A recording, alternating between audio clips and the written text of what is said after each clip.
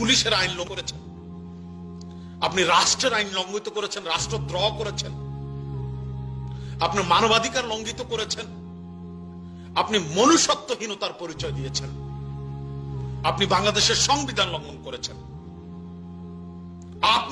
আপনাকে কে অধিকার দিয়েছে বাংলাদেশের জনগণকে উদ্দেশ্য করে একথা বলার যে আপনি দেশ থেকে চলে যাবেন? কেউ যদি দেশে অপরাধ করে, একেবারে খুন যদি করে, হত্যা যদি করে কেউ কাউকে, তাকে আপনি হাত ভাঙিয়ে দেওয়ার অধিকার রাখেন না। আপনি তাকে হাত ভেঙে দেওয়ার অধিকার রাখেন না। কোন পুলিশ তাকে হাত ভেঙে দেওয়ার অধিকার রাখে না। কোন পুলিশ তাকে জেলে দেওয়ার অধিকার রাখে না। জেল দিবে বিচারালয়, আইন তাকে জেল দিবে। আপনি শুধু আইন শৃঙ্খলা নিয়ন্ত্রণ করবেন, তাকে আইনের আওতায় নিয়ে আসবেন। বাংলাদেশের স্বাধীন সার্বভৌম কোন নাগরিককে আপনি দেশ ত্যাগ করতে বলতে পারেন না। বরং এদেশের মানুষ যদি কোনো অপরাধ করে, এদেশে তাদের বিচার হবে। এদেশে জন্মেছে তারা, এদেশের মাটিতে তাদের জন্ম হয়েছে। এই ঔদ্ধত্যপূর্ণ আচরণ দিনাবরে আমি প্রত্যাখ্যান করি। আমি পুলিশ প্রশাসনের ঊর্ধ্বতন কর্মকর্তাদের দৃষ্টি আকর্ষণ করি এই বক্তব্য যাতে তিনি প্রত্যাহার করেন। এ ধরনের পুলিশ কর্মকর্তারা বাংলাদেশের ভাবমূর্তি নষ্ট করছে, বাংলাদেশে বিশৃঙ্খলা তৈরি করছে, বাংলাদেশের মানুষের মৌলিক অধিকার হরণ করছে। আপনাকে আমি ছোট্ট দু তিনটি উদাহরণ দিতে চাই। ওসি প্রদীপের কথা আপনার খেয়াল আছে? কোথায় আছে ওসি প্রদীপ? এখন 100 মানুষকে হত্যা করেছে, বলেছে ঘর বাড়ি পুড়িয়ে দিবে যে কারো। আজকে শিকাল কুকুরের মতো জেলখানায় পড়ে আছে। এসআই আকবর কোথায় আছে? কুকুরের মতো বেঁধে মানুষ তাকে জেলে দিয়েছে। নুসরাত হত্যার পৃষ্ঠপোষক ওসি মোয়াজ্জেম কোথায় আছে?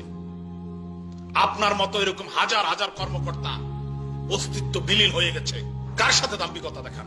যে জনগণের খান, যে জনগণের টাকা কাপড় গায়ে দেন, সেই জনগণের সাথে দাম্ভিকতা দেখান।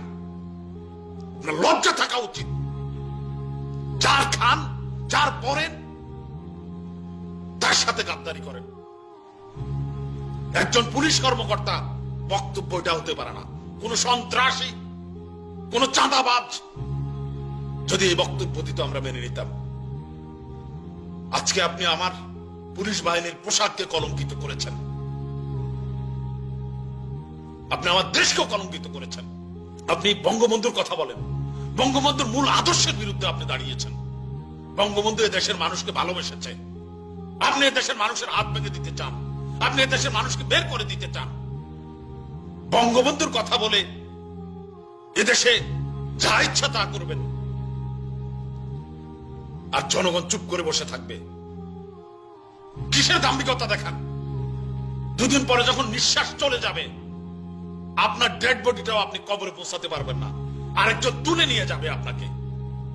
কিসের দাম্ভিকতা দেখান আলেম ওলামাদের সাথে, ইসলামের সাথে? আপনি কোরআন শরীফ খতম করেছেন আর আলেম ওলামাদেরকে তিরস্কার করে কথা বলছেন। মুক্ত মাদ্রাসাকে তিরস্কার করে কথা বলছেন, যেখানে আমরা ইসলাম শিখি, কোরআন হাদিস শিখি। ঘৃণাভরে আপনার এই সমস্ত বক্তব্য প্রত্যাখ্যান করি। বাংলাদেশের সব মানুষ থুতু নিক্ষেপ করে আপনার বক্তব্য প্রত্যাখ্যান করবে। এখনো সময় আছে, মানুষ হয়ে যান। এই ক্ষমতা, এই দুনিয়া, এই দাম্ভিকতা ক্ষণস্থায়ী। বহু দাম্ভিক মানুষরা করুণ পরিণতি আমরা দেখেছি। ওসি প্রদীপ, ওসি মোয়াজ্জেম, এসআই লিয়াকত থেকে শিক্ষা নেন। একটা ভোগের মূল্য তৈরি করছেন আপনারা। যা ইচ্ছা তা বলে দিবেন। এদেশের জনগণকে জিম্মি করেছেন আপনারা। আমি মনে করি বাংলাদেশের পুলিশের কর্মকর্তারা অথবা আমাদের স্বরাষ্ট্রমন্ত্রীর দৃষ্টি আকর্ষণ করছি, তিনি কোন আইনে এই সমস্ত উচ্ছৃঙ্খল জঙ্গিবাদী কথা বললেন? এটা না পুলিশের আইনে পড়েছে, না রাষ্ট্রের আইনে পড়েছে। আমি মনে করি তার প্রতিটি কথা রাষ্ট্রদ্রোহের শামিল। এদেশ গণতান্ত্রিক ভিত্তিতে চলবে। এদেশের মানুষের বাক স্বাধীনতার জন্য স্বাধীনতা যুদ্ধ করা হয়েছে, মানুষের মৌলিক অধিকার প্রতিষ্ঠার জন্য। কেমন করে একজন পুলিশ কর্মকর্তা বলতে পারে যে আপনি কোনো কথা বলতে পারবেন না? কথা বলার জন্যই তো এটা স্বাধীন করা হয়েছে। যার ইচ্ছে তারে উঠে নিয়ে যা ইচ্ছা তা করবেন। সাধারণ মানুষের কষ্টে অর্জিত টাকায় অস্ত্র পোশাক আশাক কিনা হয় আর সেটা অপব্যবহার করছেন এদেশের সাধারণ মানুষের উপরে। আমি মনে করি মাননীয় স্বরাষ্ট্রমন্ত্রী অবশ্যই এই পুলিশ কর্মকর্তার বিষয় সিদ্ধান্ত নেবেন এবং জাতিকে অবগত করবেন। ধন্যবাদ সবাইকে।